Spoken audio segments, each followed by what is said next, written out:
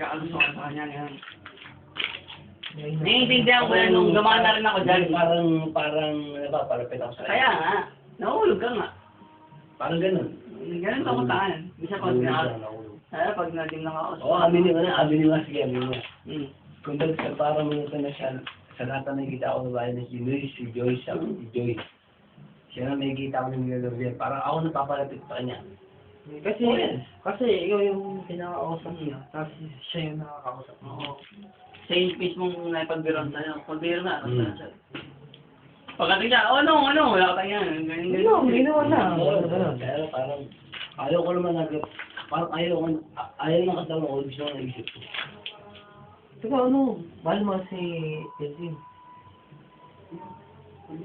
Parang ayaw ko na gusto ko. Nagkakagusto ka na nga. Like, Ay, style. Ako style. Pero masama rin, di ba? parang kung gusto yung isang tao na para siyang boy na sir. Ay, mas masarap pang kasama ng ganun nung para sabihin sa'yo.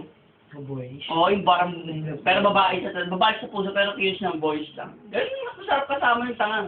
Ano pag diniscard? Kumbaga, ano yan, parang kalog yun. Paano pag diniscard ako, dalawa kayo? Susunod na kayo na.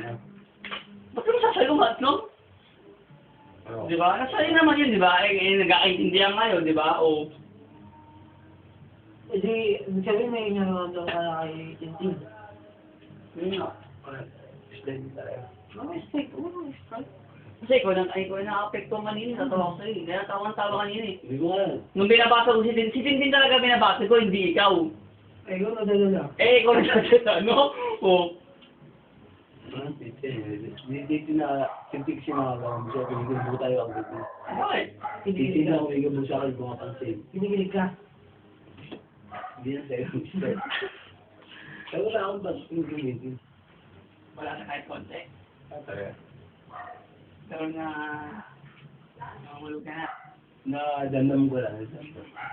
Parang sa una na, pero sa mga pang taga-taga, mahal mo na yan. Boy, paano ba iibigin yung boy? Hindi tomboy yun, nung